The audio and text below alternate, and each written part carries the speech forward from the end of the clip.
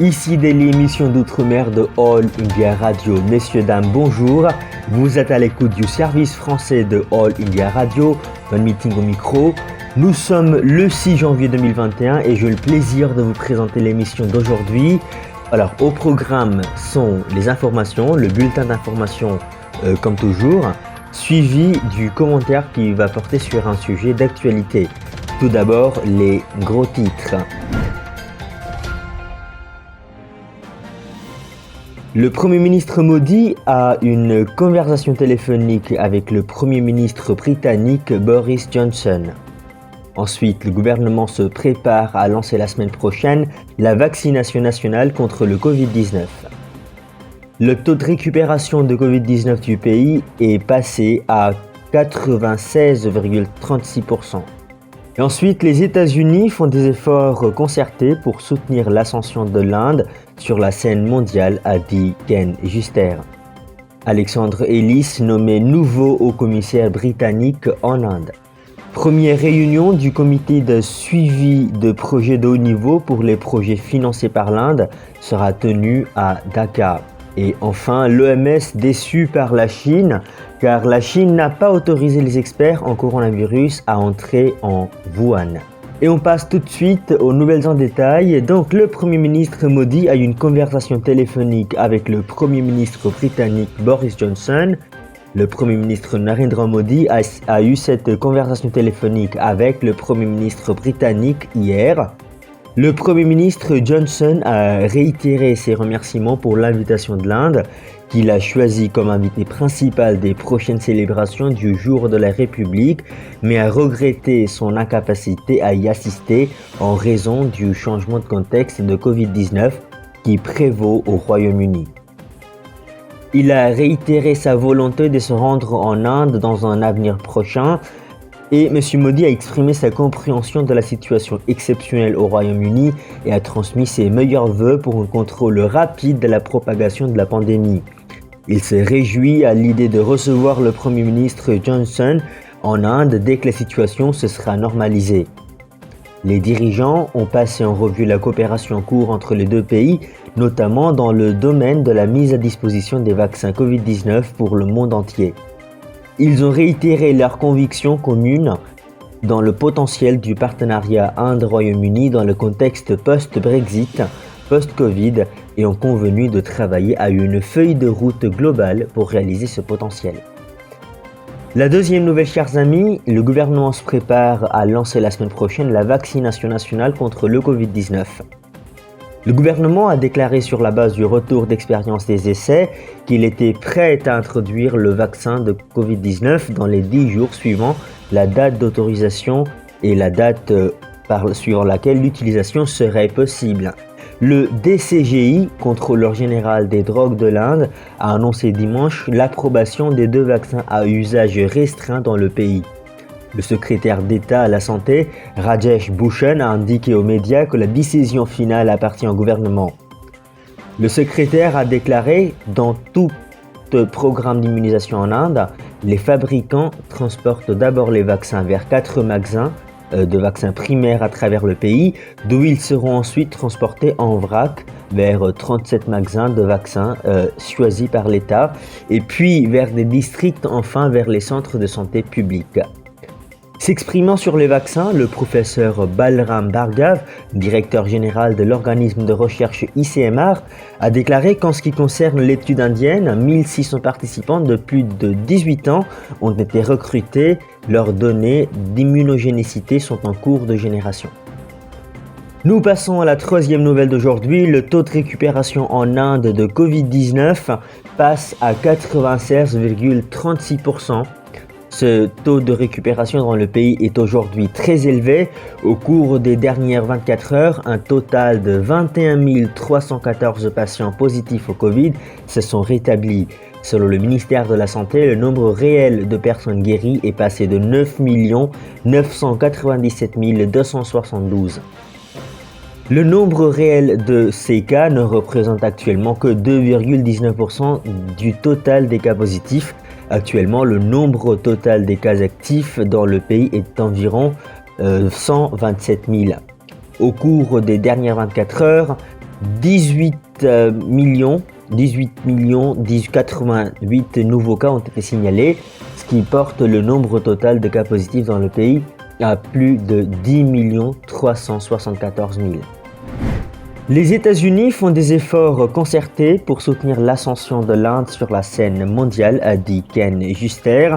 L'ambassadeur des États-Unis en Inde, Ken Juster, a déclaré que Washington s'était engagé à renforcer ses relations bilatérales avec New Delhi. Lors de son discours d'adieu à New Delhi mardi, il a déclaré que les États-Unis ont fait des efforts concertés pour soutenir l'ascension de l'Inde sur la scène mondiale. Monsieur Juster a déclaré que la stratégie de sécurité nationale des États-Unis a salué l'émergence de l'Inde comme une puissance de premier plan et comme un partenaire stratégique et de défense plus fort en 2017 même. L'ambassadeur américain sortant, il a affirmé que la région a besoin de stabilité, de leadership et d'un modèle démocratique de développement qui ne menace pas la souveraineté des autres pays. M. Juster a ajouté qu'une Inde forte et démocratique est un partenaire important pour promouvoir la paix et la prospérité dans la région. Il a déclaré que la région Indo-Pacifique est particulièrement importante pour les relations entre les États-Unis et l'Inde, car elle reconnaît la réalité que l'Inde et l'océan Indien sont inextricablement liés à l'Asie et à l'Asie de l'Est et au Pacifique aussi. La nouvelle suivante, chers amis, première réunion du comité de suivi des projets de haut niveau pour les projets financés par l'Inde sera tenue à Dhaka. La première réunion du comité de haut niveau de suivi des projets, chargé d'examiner l'avancement des projets financés par la ligne de crédit indienne, LOC, a décidé de prendre des mesures pour faciliter le processus d'appel d'offres afin d'accélérer la mise en œuvre des projets. Selon le communiqué de presse publié par le Haut Commissariat de l'Inde à Dhaka, mardi, la réunion virtuelle a réuni le secrétaire de la division des relations économiques du ministère des Finances du Bangladesh, le Haut Commissaire de l'Inde à Dhaka, les fonctionnaires du bureau du Premier ministre, des ministères des Finances, de la division des Affaires étrangères et des services de sécurité du Conseil national des recettes, ce qu'on appelle NBR, du gouvernement du Bangladesh et de l'Exim Bank de l'Inde. La réunion a souligné que les goulets d'étranglement précéduraux seront supprimés pour assurer la mise en œuvre des projets dans le cadre des fonds indiens de la LOC. La partie bangladaise a amélioré le contenu en matériaux locaux dans le processus de passation pour cet accord en question. Le Bangladesh est un partenaire de développement le plus important pour l'Inde dans le cadre stratégique de lignes de crédit. Et ensuite, la dernière nouvelle du jour, chers amis, l'OMS déçu par la Chine, car la Chine n'a pas autorisé les experts en coronavirus à entrer à Wuhan. L'Organisation mondiale de la santé a exprimé sa déception face au fait que la Chine n'a pas pu autoriser les experts internationaux à se rendre à Wuhan pour enquêter sur l'origine du coronavirus. Selon le chef de l'OMS, Tedros Adhanom, les membres de l'équipe scientifique internationale sur Covid-19 ont déjà commencé leur voyage, mais les responsables chinois n'ont pas encore donné les autorisations nécessaires. Il a ajouté que la mission est une priorité pour l'OMS car l'Organisme mondial de la santé est désireux de la mettre en route le plus rapidement possible. Selon le chef de l'OMS, la visite des experts s'est déroulée selon les modalités élaborées conjointement par l'OMS, le gouvernement chinois et les pays que l'équipe devait traverser pour se rendre à Wuhan.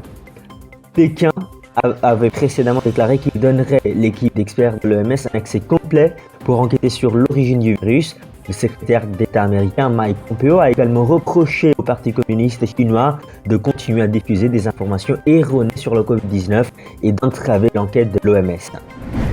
On continue avec une nouvelle qui nous provient de l'Israël qui autorise l'administration du vaccin Moderna contre la Covid-19. Israël a autorisé l'administration du vaccin Moderna contre la Covid-19. Avec cette approbation, Israël est devenu le 3e pays au monde à approuver le vaccin après les États-Unis et le Canada, selon la Société américaine de la biotechnologie.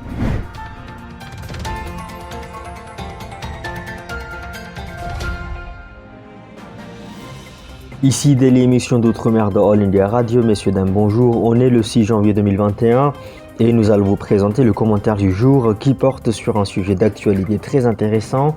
Ce sujet concerne la diplomatie. Le titre du commentaire, c'est « L'Inde accorde une assistance humanitaire aux Fidji ».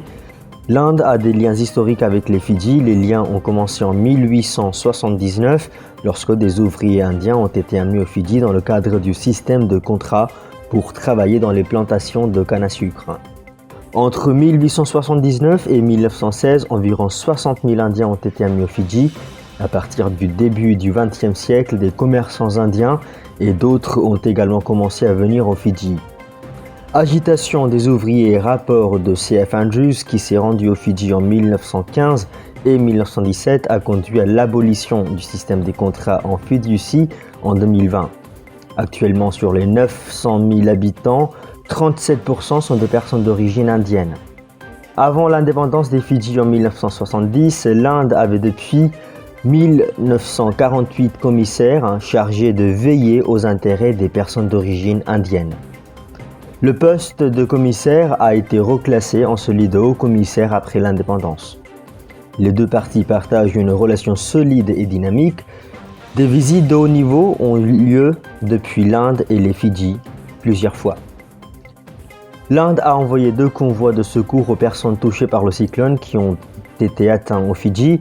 La nation insulaire a été frappée par un cyclone tropical de catégorie 5 Jasa les 17 et 18 décembre 2020 qui a causé d'importants dégâts et la destruction d'infrastructures essentielles. Le matériel de secours envoyé par le gouvernement indien, comprenant des abris et des kits d'hygiène, fournira une assistance immédiate aux communautés touchées par le cyclone. Malgré les défis posés par la pandémie, plus de 6 tonnes de fournitures de secours ont été rassemblées en peu de temps par la Force nationale d'intervention en cas de catastrophe, ce qu'on appelle aussi la NDRF de l'Inde, et ont été transportées par avion vers les Fidji avec l'aide de Air India et de Fiji Airways via Sydney en Australie. Cela a été possible grâce à la coopération efficace entre plusieurs agences dans 3 pays pour livrer le matériel de secours aux Fidji en un temps record.